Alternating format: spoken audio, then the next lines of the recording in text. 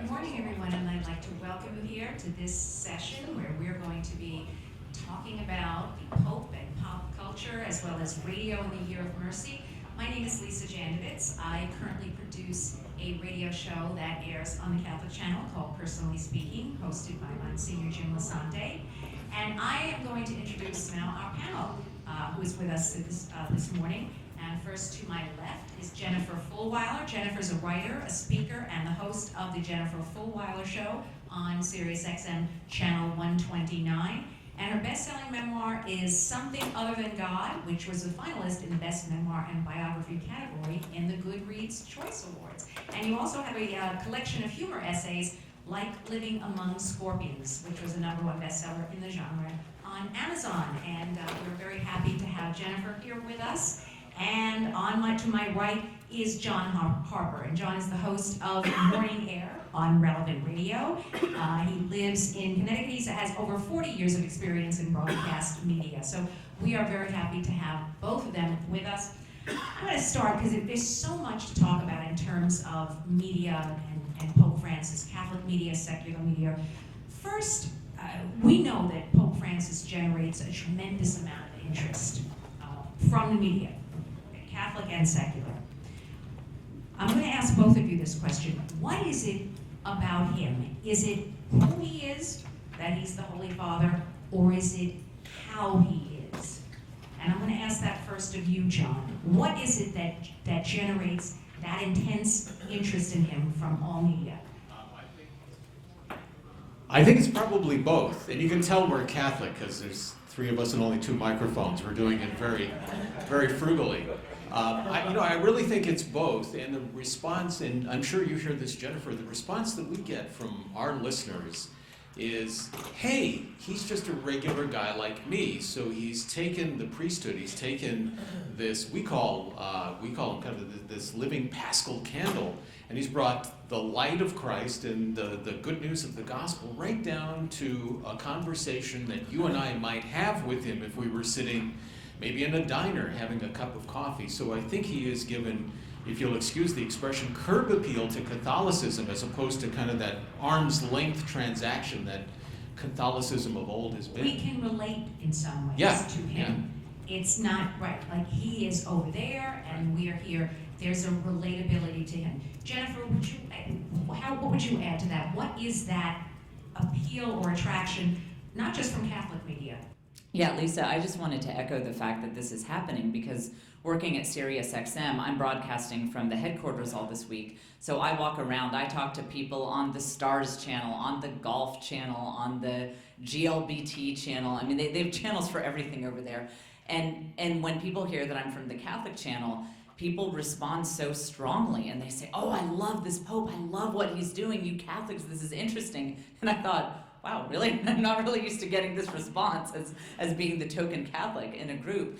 And it seems to me that what they're responding to is people have always associated Catholicism with a certain rigidness. And I think especially when we speak of what we believe, when we speak of our theology and our doctrines, there has always been a great desire to get it right, to be very precise. But then often that reads as a certain stiffness. And I think the fact that we have this Pope who gets on a plane with reporters and starts mouthing off and making all of our jobs more difficult when he gets off that plane and the news starts to break of what he said, I think the fact that he does sometimes, frankly, kind of misspeak. He does, there are times when, frankly, he might not articulate this or that doctrine with all the nuance, all the perfection that we might expect. That is a fresh way of communicating Catholic beliefs. It's kind of a messy way, frankly, but it's mixing things up. It's getting people's attention. And I think that willingness to be informal and maybe even be a little messy sometimes is what is getting people's attention. It's not what they expect from Catholicism. And John mentioned the words good news, which brings me to this question. Now, the Pope, in his end of the year church service at the Vatican, he asked journalists to go out and to bring light on the good news in the world. And he says that's not to ignore the suffering that's going on around the world, but you need to talk about what good is going on, the good that is happening in the world. Okay, that brings us to the other side. We know what we're competing with in the media. We know obviously ratings are an issue for everyone in the media. We know that we're competing with sensationalized stories, with reality television. How then do we generate an interest amongst from our listeners and our viewers by telling these good stories? How do we best do that? Because we need to attract them, we need to get them, but we don't want to be telling the negative or the terrible stories. How do we do that, Jennifer?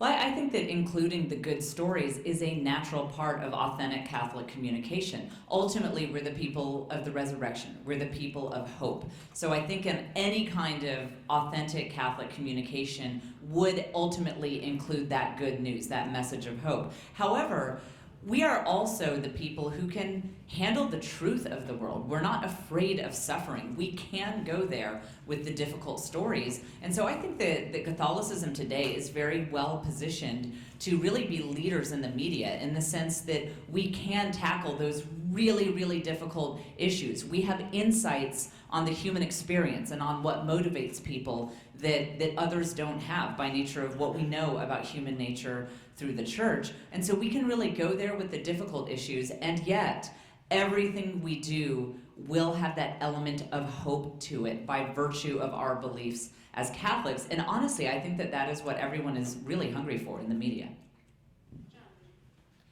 Yes, hope and truth are two very, very powerful elements of what we communicate every single day and what you're trying to do as well.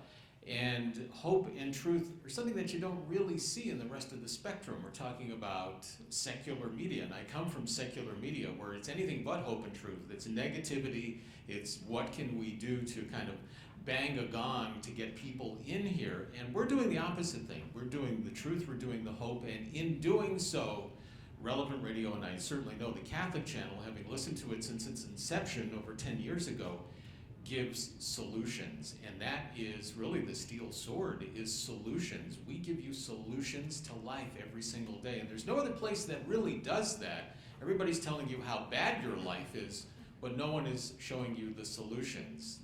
And in doing so, I suppose we are in doing the encounter that the Holy Spirit, that the Holy Father wants us to. Of course, we're working through the Holy Spirit on all Catholic media, but also something that Paul VI wrote on May 7th, 1967, starting World Communications Day 50 years ago, and something that Pope Francis wrote about just 3 months ago, talking about the 50th anniversary of why we're here today, the common good. And that's one of the things that we emphasize, and I think Pope Francis does, and we echo.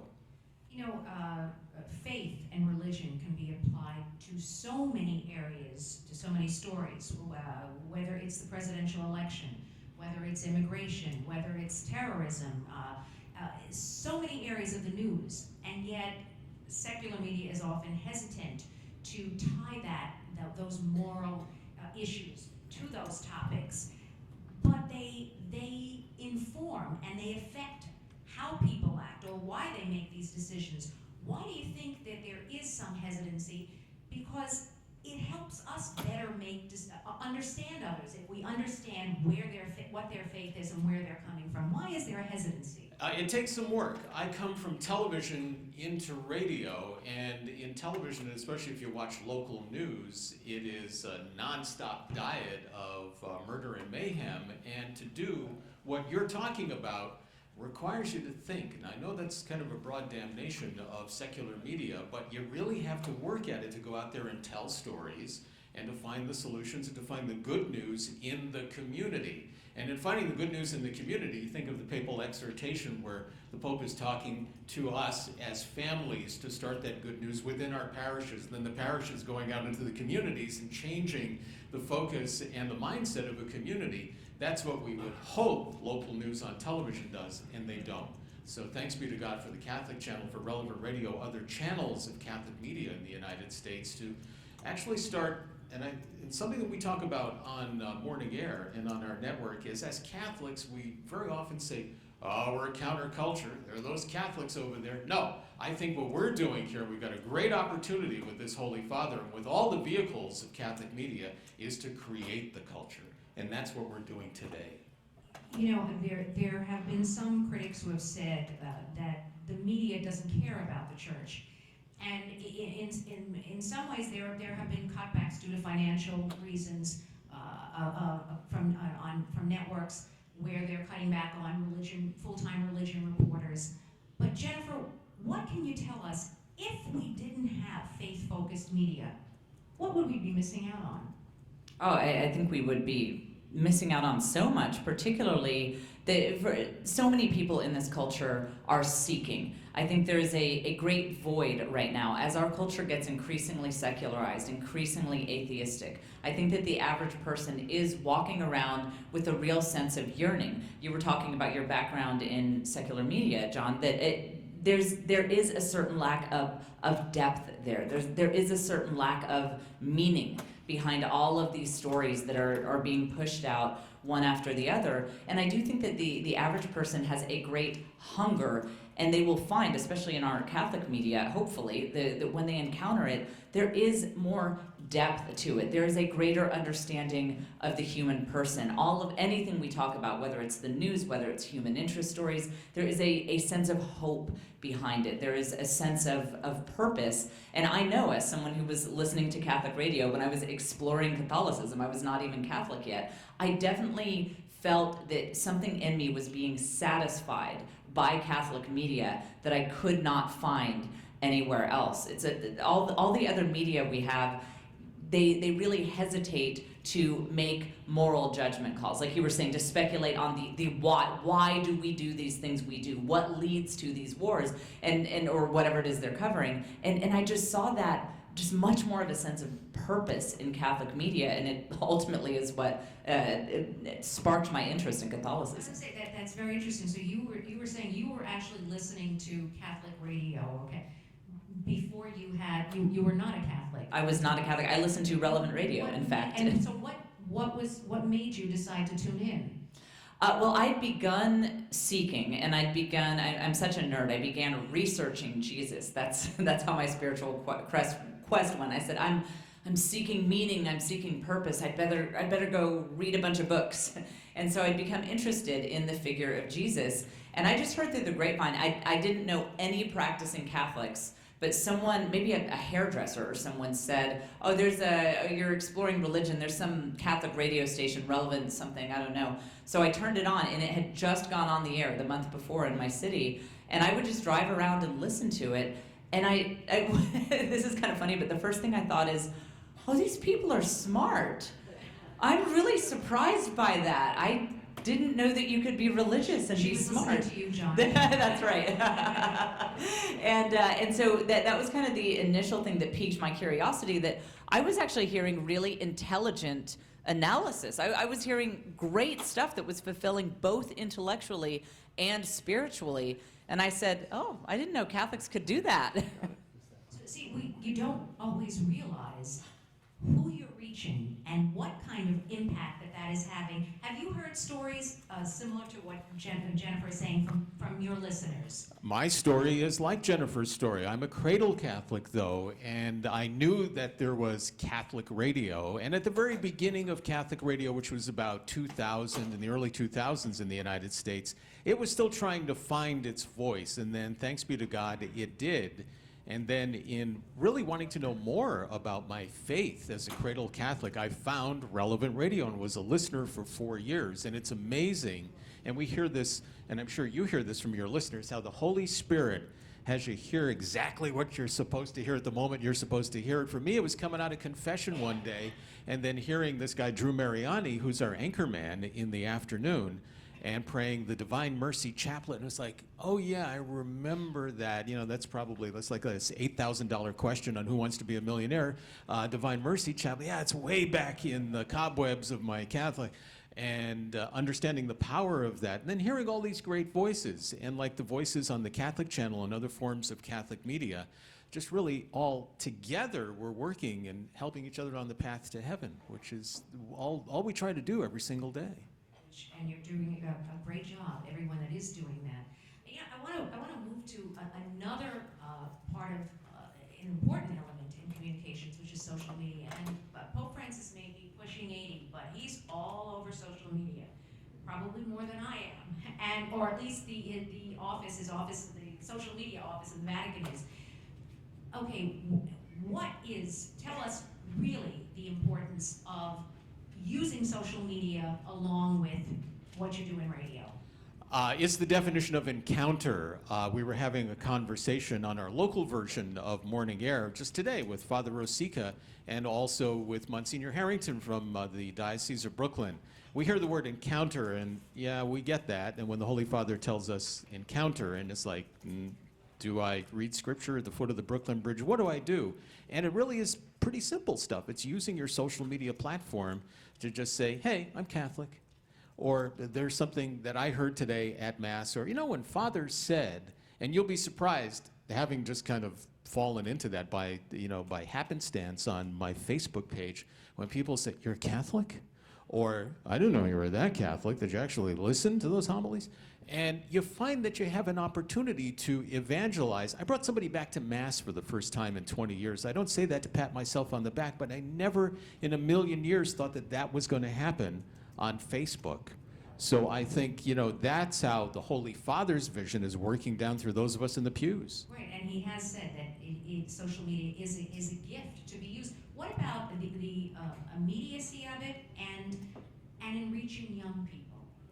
Right. This is a subject near and dear to my heart. I don't think 5 minutes goes by that I'm not on Instagram or Twitter on my phone. And before I came into radio, my background was the blogging, the social media world. So I love that world. And one of the things that I find it's very complementary to traditional media like television and radio, because on the TV, on the radio, I think, our bosses expect a certain level of professionalism, a certain level of formality. You've got to make your, I know, crazy. They don't hear it that much on my show, but you're supposed to put your best foot forward in the traditional media. And so I find social media to be very complementary in the sense that you can show a more informal side of yourself. I think they kind of see us as being a little more buttoned down, kind of having our acts together. And then just yesterday, in fact, I had my guest on the show is here in the room, Rachel Escondone. She put me through a workout on the air. I ended up collapsing on the floor, falling on my face while holding my headphones. My producer got a picture of that, and so I was able to tell my radio listeners to go check it out. It's on Instagram and it's on Twitter, and people were just cracking up to see, the very formal host. I've got my formal rejoins and everything, and to see a picture of me face down on the floor after I collapsed, it was very funny to people, and I think it humanized me. And I think especially, you mentioned the young people, for people who aren't Catholic, I think they sort of tend to dehumanize us, especially for people who work in the media. So it allows us to show, I think, more of the fullness of who we are. When we get on Facebook and make a joke or post a silly selfie on Instagram, I think people are seeing a different side of you. It's just another important element in communication that we need to use. It's just which gives us an advantage, I think, as you said, because it shows another side. It allows us to connect with so many. It's amazing. I find it actually amazing. The reach of something like Twitter and Instagram and Facebook, when you realize the number of people that you're reaching just with a post or with a picture, and how that spreads, how that kind of spirals. I want to ask something else. In terms of responsibility for what we do in Catholic media, what do you feel is the responsibility of Catholic media, first to your audience and then also to secular media? Jennifer? I would say our first responsibility is simply to speak the truth. And especially as that gets more and more unpopular, as the truth is not necessarily what people want to hear in this day and age, that is how I understand my job, especially specifically that I am on a Catholic station. And in fact, I have some interviews down at Sirius XM. I'm going to be on other channels. They're not Catholic channels. And I've been thinking, what is my right role being on these shows and talking about some of the things that I'm sure will come up. And honestly, it's tempting to kind of punt, to kind of pass when some of the really tricky issues come up. And I just have to remind myself, I think not just for people who are in Catholic media, but just Catholics generally, I think our first responsibility right now is simply to speak the truth. But that's very interesting that you're saying that you're on some of the other Sirius channels. What do you want them to get from hearing from you? They hear you're on the Catholic channel. What What do you want them to take away from that? Yeah, this might not be the right message, but personally, my goal every time I go on one of those shows is I hope that they see that life is more interesting when you're Catholic. I mean, I think for people who are really far away from faith, you can't start by talking to them about heaven and spirituality and that kind of thing. I mean, I was raised atheist. I know that was just way above my head. But if you start with the immediate things of the world and just say, yeah, you know, I used to be atheist, now I'm Catholic, and my life is just more exciting. It's just more interesting. And I hope that I am able to bring that sense of just, I feel fully alive now that I'm Catholic. When I think of my life before I was Catholic, it's almost like my real life hadn't really started until I became Catholic. And I hope that I bring that sense of just being fully alive when I'm the token Catholic on these other shows. John, what about you? What do you feel that your role, your responsibility, first to your audience is? Again, to use two words that we hear a lot today, and it's hope and truth, and also to look at what we do at Relevant Radio and the Catholic Channel as well as kind of an electronic parish, and that is a title, a phrase that I didn't come up with, but one of our listeners came up with. They said, you know, it's my electronic parish. That's where I go when I can't go to Mass every single day. I learn from the three Catholic priests you have on. It's an electronic parish, and the radio is just the little mechanism. We're on both sides of the radio, joining each other every day and helping each other through this path to heaven. And also to let the audience know in that hope and that truth that they are not alone, because we hear a lot of phone callers who think that they are the only ones experiencing what they're doing to maybe break a habit of sin or whatever it might be in their life that may be in their minds an impediment in their relationship and their romance with Jesus. And so we let them know that they're not alone. And, you know, we take our Catholic faith and, you know, again, through the using the words hope and truth and authenticity. And that's what's also reaching, and I'm sure you're feeling this in social media, millennials, when we talk about the next generation of Catholics. We use our Morning Air Facebook page as an extension of the show. So we go off the radio, but we continue 7 days a week on social media and exchange a lot of ideas, exchange a lot of things back and forth with the audience, which we then take off social media and create content for the air. How do you feel that secular media is covering Pope Francis? They don't know how, you know, it's our responsibility, I think, also, if we know members of the press, to say, you know, maybe you want to, and coming from local television newsrooms where there are a lot of fallen away Catholics, and every time a priest would walk in, people would dive under the desk, and it was like, you know, well, no, this is really your opportunity here. So I think there's a misunderstanding.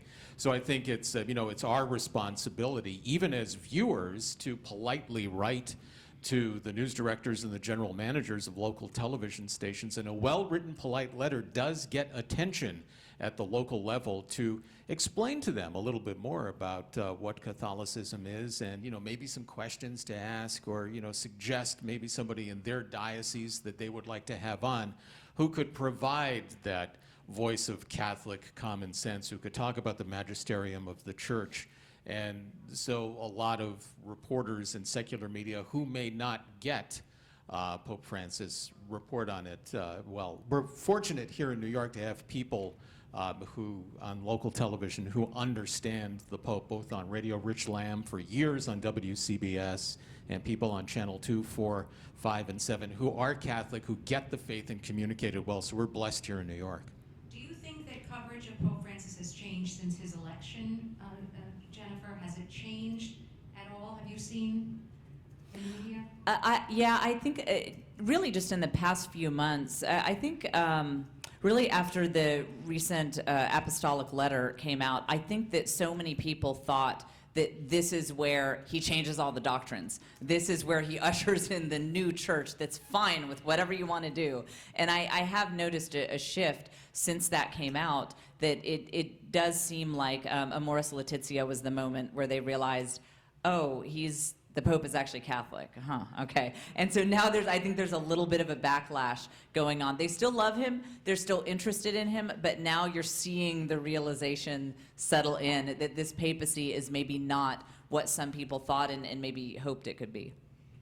The Pope's message for this year's World Communication Day expresses a fruitful encounter, and we heard about that during the welcoming. A fruitful encounter of communication and mercy. Do you think this is possible in both secular and Catholic media, Jennifer, and how?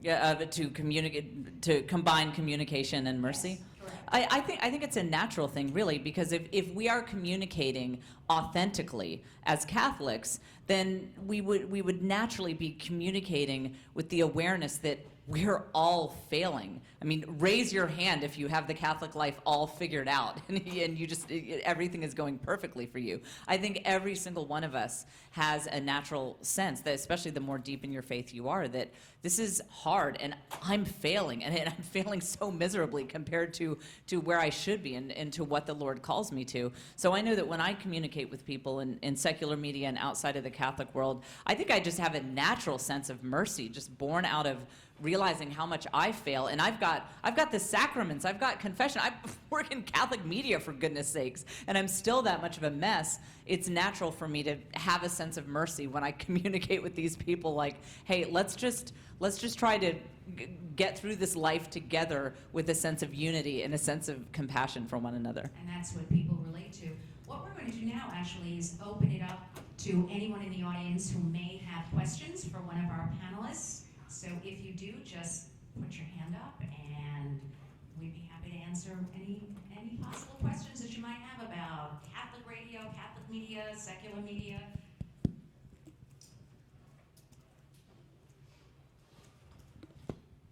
Someone my age and parish life and Catholic school, where does the media fit in to incorporate to the young people you want? Everybody wants to deal with young people in evangelization. Where does that fit into the parish priest and sermons and what goes on there? And now, and I'm not involved with the academy. Where does it fit in what you're trying to do? Is it being taught and listened to in the academies? And How is it being used? yeah, I'll be honest, I don't see it being used at all in parish life, and I don't believe it's being used in the academy. But I've lost touch. Since my children went to Catholic school, and I got no break, and they want me to pay for kids going to Catholic academies, you're asking the wrong guy. Put enough in the envelopes. But is it being used in the academies? Are they listening to radio and watching? Do they watch the net? Other than when the Pope is here, an event like that. We talk about that on Relevant Radio. We do that on all of our shows. I know we do that in the morning by spotlighting so it's an exchange of information in the morning and spotlighting what other Catholic schools are doing in their curricula across the country. And we also hear from a lot of priests who say, oh, I never thought of saying it that way, in a homily of not only getting the good news across, but also speaking specifically to your point of how we share this news of the gospel in the classrooms, in our Catholic classrooms and from the pulpit. So we turned out to be this clearinghouse of information here, and it's pretty deep because you're not alone. There are a lot of listeners who feel the same way you do and are asking us for more, so we're giving them that service. Is it also bringing about more of an awareness that it's there and how it can be used, Jennifer? I'm kind of surprised by the lack of awareness that the Catholic media exists. I mean, there's definitely no official impetus, that everyone at the local Catholic school should be listening to Catholic radio, or it's just a choice people make for the media they consume. But I do think we could do a better job raising awareness that it's out there, because I hear from so many people, I'm sure you do too, John, who say, oh, wow, I discovered the Catholic channel, or I discovered Relevant Radio, man, I love it, I wish I'd known this was out there years ago. And so I do think we could do a better job just letting people know that we exist. And any other questions about? I think the radio is the better instrument to let people be heard too. How important is for you the participation of the audience in these radio shows and how you can deal with that. The listeners are really the stars of our show, if you will. Let me use that word. There's a lot of audience interaction, not only on our program in the morning, but on the whole network, because every day, and I think this is unique to Relevant Radio, the audience has access to 3 Catholic priests. And even as a listener to Relevant Radio, it's like, oh, I was thinking about that. And you always hear something that you may be thinking about in growing your faith. So the audience has that constant access. We have a lot of listener calls on our radio program, a lot of involvement, and that's really what our network does all day long, is just involve the listeners. Again, that electronic parish, both sides of the radio. Only the radio is separating us, and we're helping each other as an electronic parish again on that road ahead. Jennifer, what about you in terms of connecting with your audience? Since my background is more social media, I had not taken a lot of calls previously on my show, so I was a little low on listener interaction, but I'm getting into that now, and I'm finding that it is a great experience for just helping people know that they are not alone, that there are other people out there fighting the good fight, trying to live this life, not always doing a great job of it. So I have really enjoyed starting to bring in the calls, and of course I always connected with people on Twitter and Facebook and Instagram and all that. And I do think that it is that giving the listener a voice in that way is very, very important, and is a key advantage of radio. You don't see that quite as much in television. It's not quite as easy to bring the audience in, especially in an immediate live way where anyone really has access if they can dial a phone. So that is a unique thing about radio that's very important. You mentioned Twitter. Do you ever live tweet while you're on the air then, and then people can interact with you in that way? I do, yes. Since I do all of my own tweets myself, so and I don't have a co-host, so I can't always tweet and talk. But a lot of times I will. I'll say, if you want to follow so and so on Twitter, I just retweeted him, look me up, that kind of thing. And it is a great immediate way for people to connect, not just with me, but with my guests.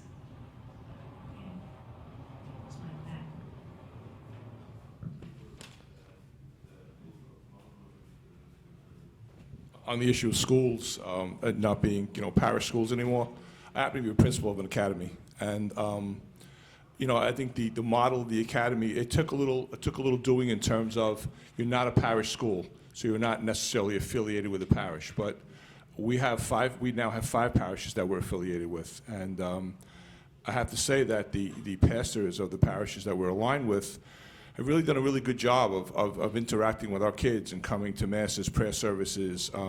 We do a lot of charity work, and a lot of those things are kicked off with a prayer service of some kind.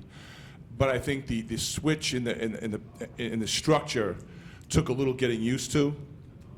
But I think that the academy model will work in terms of Catholic identity, but you have to work at it. You have to find a way to engage the pastors of the parishes you're aligned with, and we've been really lucky. We've got the pastors we've been aligned with have been great, working with the kids and dealing with the kids, visiting and interacting with the kids. So, yeah, it takes. And I'm a Catholic school kid from it was a parish school when I went to school, and now I'm principal of an academy. And it's, while the dynamic is different, I think that if you make it something that's really important, your Catholic identity can be strong. I think our school has a really great Catholic identity, but it is a different process, and you have to work through that process to find that, how do you interact then with the pastors and maintain your school's Catholic identity when it's not a parish school. That was, when it was a parish school, it was kind of easy.